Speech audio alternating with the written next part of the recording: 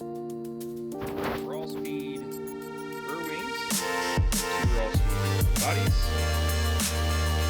6.1 goes, 9, 6, CJ Concept tires I got for Christmas, raw speed, pair of front rip ties, pair of rear 2 sets, radars, 2 sets of ties, all on the back bench, on my workbench.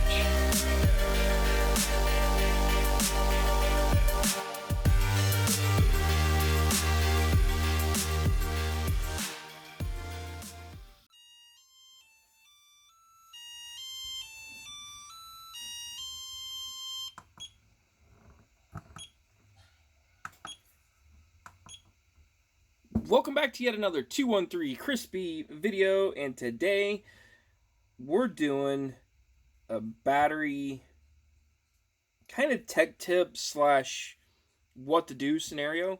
So these are both identically the same batteries. They are Team Orion Carbon Ultra 110C 3800 milliamp battery packs, 3800 XS to be exact. This one is borderline bad. This one is good. So the question is, well, how do you know?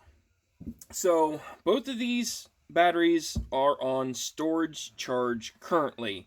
So with my particular charger, I'm able to go through and check the resistance of each battery. So if I go to battery resistance, and battery resistance, you're going to notice 37 and 20 ohms, 19 and 17. Notice the variance of 17 ohms versus the 2 ohms that I'm getting on the good battery. So that's the first dead giveaway that I've got an issue with this battery. This battery will also balloon up a little bit whenever I do a charge. So things that you can look for that you might be able to cycle this battery out would be a balance charge. So since I've got 2 of these batteries, both of them are currently in storage charge mode. They both have resistance, just to show you, 19 and 17, 37 and 20. So 37 and 20, this is the culprit of the issue. So let's go back. We need to go to I'm going to do fast charge. Oops, I passed it. Lipo batteries. Let's do a 3C charge. So we'll say 12 amps. Let's do fast charge. 12 amps. We're going to do both at the same time.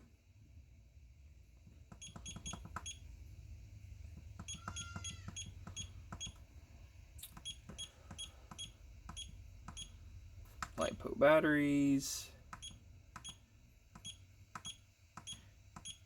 fast charge, 12 amps.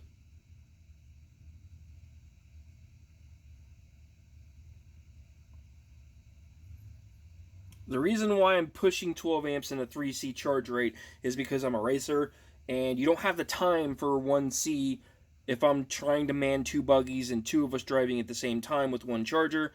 I'm also using my single power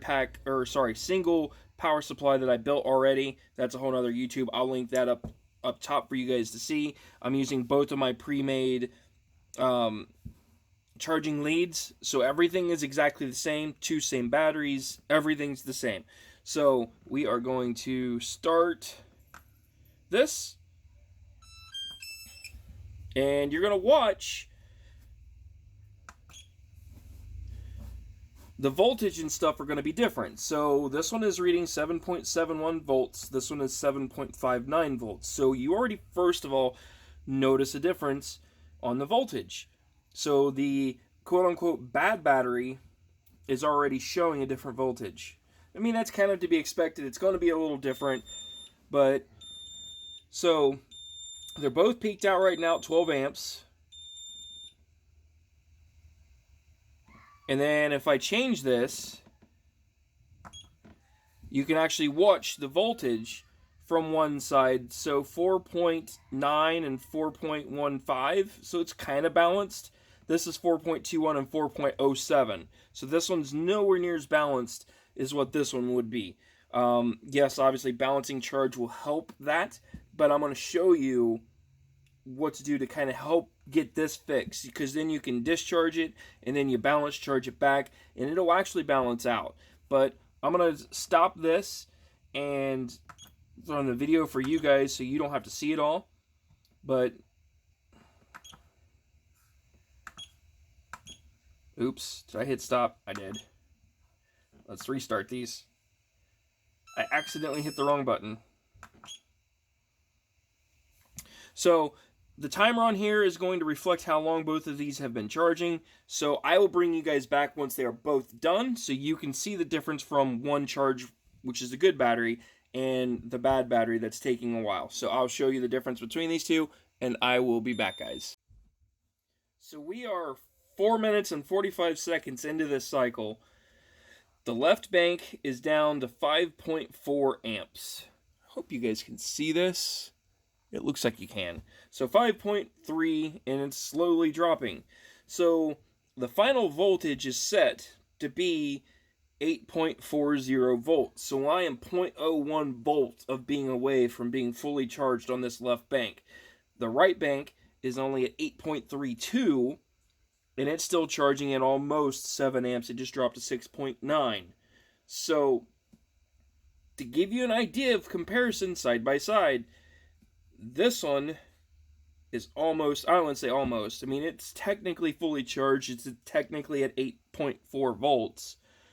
But when you go inside here, it's not balanced very well, and I understand it's because it's not balanced charging, it's just fast charging. So it's 4.21 on one cell and 4.19 on the other. And then on this side, I'm at 4.21 and 4.11. So you notice the 0.11 is the cell that's lagging behind. And that's the voltage difference between these two packs. Is this truly bad? Depends. It comes down to how you want to look at things. There's some ways that you can make this still work. I would tell you probably balance charge it every time that you charge it. Probably 1C charge rate is probably going to be the safest thing for you. And also discharge at a high amperage to get as much of this out as possible, and then balance charge it back. Though I've been cycling this battery for a while, trying to revive it. I've done 4 or 5 cycles on it now where I will fully charge it up. I will take my discharger at 25 amps and I will discharge it down to 6.0 volts. And then I will throw it right back on the charger and do a full balance charge at 1C rate. And then I'll do it again. And I'll keep doing it, trying to get this to balance out a little bit better. And I was able to get it down where I can balance charge this from 6 volts to 8.4 at about 15 minutes. So it's getting better than it was whenever I first picked it up. Both of these batteries were used whenever I bought a buggy from somebody off of Facebook. I knew that they were not going to be in the most perfect shape, but for what I'm doing, I'm just now getting back into the hobby of RC racing. So it's enough for me to tinker with and learn the concepts of a good battery versus a bad battery, kind of what to look for, and we'll go from there. Okay, brought you guys back. I'm down to 1 amp on the left bank, 2.4 on the right. Both are at 8.4 volts currently. This one just hit 1,000 milliamps have been added to this battery. This one's at 1325. We're going to write some stats down here because these are the numbers that are going to matter. Obviously, 8.4 volts is the final voltage. Okay. The kiddos are playing games. So, like I said, 15 minutes is probably that magical number of what I'm looking for. Like, they both are currently at 8.4 4 volts. This one's actually at 4.2 and 4.19. This one's at 4.19 and 4.2. They actually flip-flopped. And that's kind of the pattern that I've seen, is they'll do that. But you notice this one's still hanging around at 2 amps, even though it's reading 8.4 volts. This one is slowly dropping amperage down. Also, another key thing to check is temperature. I guarantee the right one's hotter than the left one, which is the bad battery. So, according to my temperature gun, this one is... Keep in mind, it's cold in my garage. It's saying 60, I'll call it 62 degrees. So, from storage to fully charged, I'm at 62 degrees. The right one is 70. Yeah, we'll call that 70. So we're 8 degrees warmer on this battery pack than I am on the left.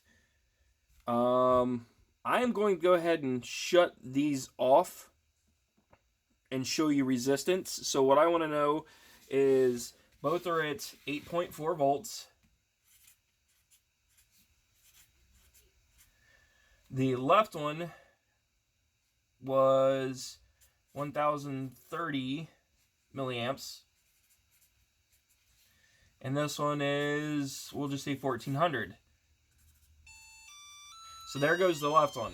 It finished at 15 minutes. I'm going to let the right one go for a few more minutes. And because that's done, like I was telling you, I want to go straight to a dish. Actually, hold on. I want to get resistance first. So, back out. And then battery resistance. This one is 11 and 10 ohms.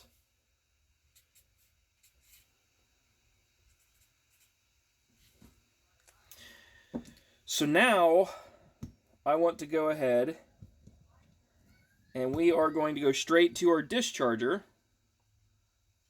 And like I was telling you earlier, I'm doing 20 at 25 amps for discharge rate. So I'm going to draw another line. I want to crank this down to 6 volts at 25 ohms, or 25 amps I should say.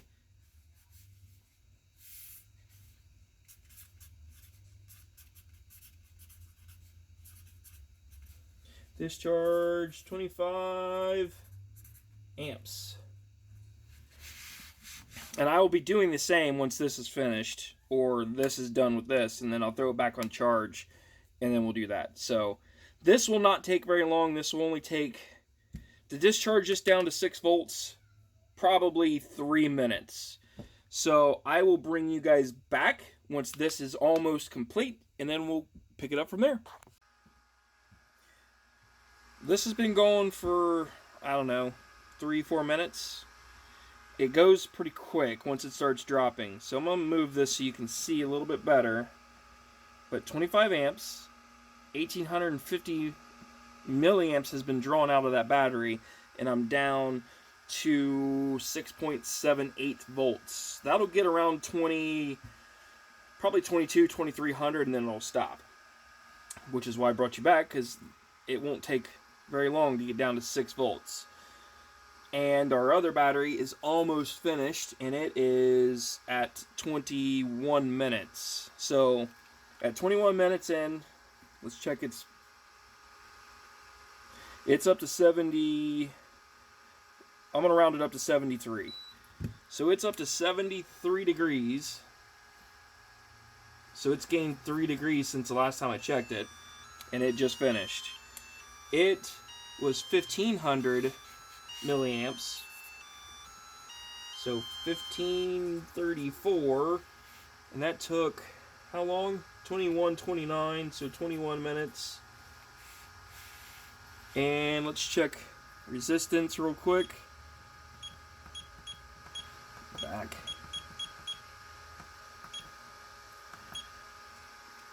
These numbers are probably way off. 18 and 10. So they are 18 ohms. So I'm up to 2481 milliamps, 6.53 volts. Power temperature, on the other hand, is up to 126, but it should shut off here any second. There it goes. So 126 degrees Fahrenheit, 2654 amp hours, and that's 6.6 volts. Simple. So this has been completed. She's going to be a little toasty. Remember, it's 126 degrees. It's also puffed up a little bit. That's because you're stressing the battery out. I get it. This is not normal practice to batteries, but this is to stress them so you get true data to understand what's going on with that battery. So let's go back in here, check our new resistance on this. So now I'm down to 4 ohms of resistance on each bank, which is perfect.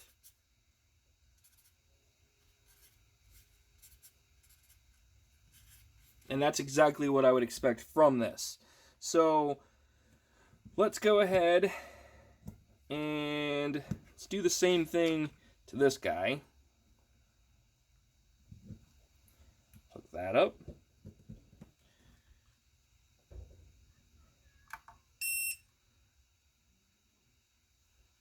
Set this to 6 volts.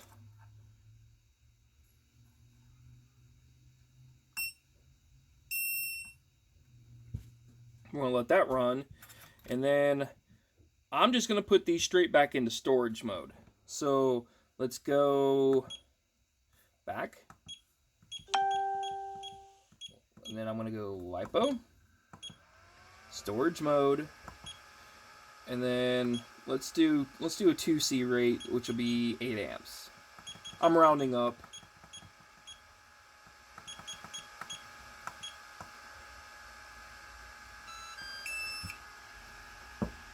And you're going to notice, I had brought that battery down to 6 volts with the discharger, and it's already regenerated itself back to 7.28 volts just from being disconnected from that the draw, basically, of the discharger. So 3.7 and 3.7, so it's perfectly balanced on each cell directly from the full discharge. And that's the stuff that you need to look at when you're trying... Oops. Hope if I hit the right button. So those are the things you need to look at. Some other nice features with this particular charger. I can check that. It'll tell me the actual, basically, the percentage of that battery. So it drew that battery down to 10% of its life, basically. And that cell is at 3.6 volts. It goes quick. And then... I can go in here, I can set my in voltage if I want to change it. Tells me the input voltage, tells me the temperature of the machine, cutoff, timer.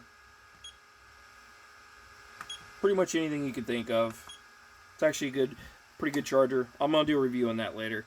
So this one's already down to 6.68 volts.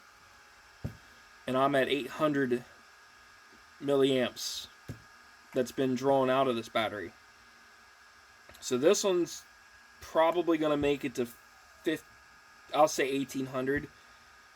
I may get another 1000 milliamps out of it, just to show you the difference from one battery to another.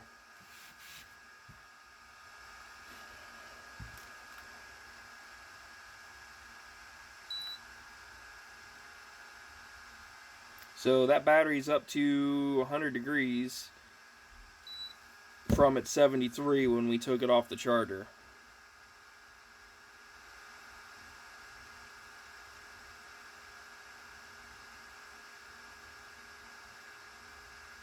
I'll be shocked if I get anywhere near 2600 milliamps out of this battery. We'll see. But that's why we do these tests. So I'm going to bring you guys back once this is close to being done. Okay, I would say 2 minutes might have passed. 1800 and down to 6.45 volts. This thing's dropping pretty quick. And it's around that 1800 mark is where I figured it'd get to. So let's start checking temp. And I would honestly expect this to be lower than the good battery. And the reason why I say that is because it's not letting go of the power as easy as what the good battery did. But this may fool me. So 120, I'm going to call it 122 degrees. And that is 2029 milliamp hours. Down to 6 volts, obviously. So now let's check resistance of our wonderful battery. Move that guy out of the way.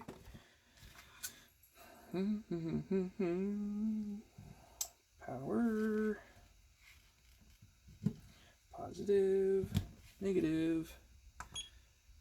Check our resistance. And I am down to 8 and 4. So with this one, it's 8 and 4. So now, let's go back, put this in Lipo, and I want to storage charge it, and we're doing 2C charge rate, which is 8 amps.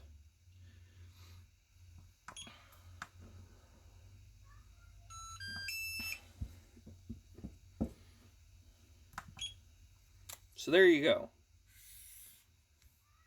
Now once this is done charging on both banks, I'm going to record these numbers, we're going to check resistance, and then I'm going to bring you guys back and we're going to go over this piece of paper that I've been writing all this data down so you can see the difference from a good battery and a bad battery. I'll bring you guys back. Okay, so we've got some time that's passed and we've got some numbers to show you. So both of these are almost finished, and both of them are in storage charge. So the left one took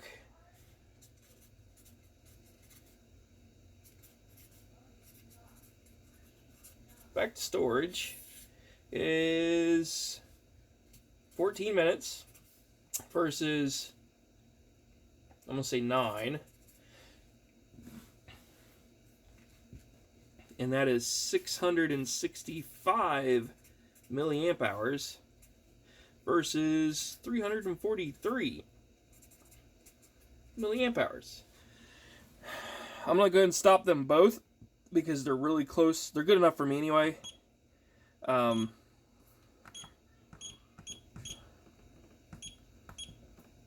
Check resistance after they're charged. So 8 and 7.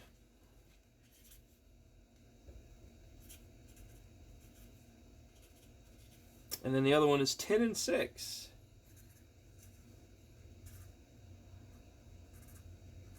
Okay, so I'm going to set all this aside here and we're going to go over some numbers just to give you an idea of what I'm talking about and why it's kind of important to know your batteries. So from the start, left side is the good, right side is the bad. So we were 11 degrees warmer going from storage charge to a full charge mode, same voltage. This one took a lot more milliamp hours into the battery, but it took also a lot longer to charge. The resistance is way off when it comes to being balanced on the bad. So then when I discharged at 22 amps, the good one got hotter than the bad one. The good one lost more milliamp hours, which means it's able to last longer. It provides more power longer than the bad battery. And then also the ohms are a lot lower in their balance. 4 ohms versus 8 and 4. So unfortunately this one is borderline bad. I still am going to use this battery because it's not completely useless. Like, it's a good basher battery. It still works. But compare it to the good one, and when you're running a stock class, this number right here is probably the most important number to any racer, is how much are you able to get out of that battery. So if I'm able to get more milliamp hours, it's in turn should provide you better lap times than what this one would, just by a battery alone. And then the amount of time it took to charge back to storage charge, it took a lot more milliamp hours, but that's because it took a lot more out. And then obviously it took longer to get to finished state versus the bad battery. But also the ohms is still pretty balanced compared to the bad one where they're way off. So that is how you tell the difference from a good battery and a bad battery. So you could keep repeating these steps by going back to full charge, discharge, store it, give it a day, go back to a full charge, discharge, do that for 3 or 4 days in a row. These numbers will actually improve and get close to this, but when you let the battery sit for a while, it goes back to this state. And that's kind of the downside of your bad batteries. And this thing is also ballooned out real bad again. So even the good one ballooned out a little bit on the discharge, but that's because you're stressing that battery out.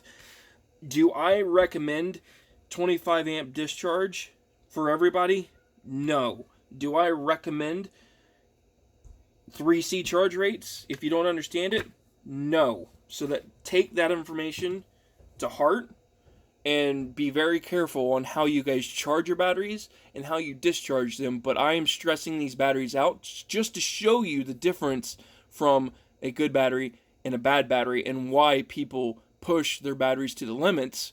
It's because of these numbers right here. So with that, we're going to wrap this video up. Thank you guys for watching. I hope you guys learned something. Don't forget to hit the like, comment, and subscribe. And I am out of here. Y'all have a good one.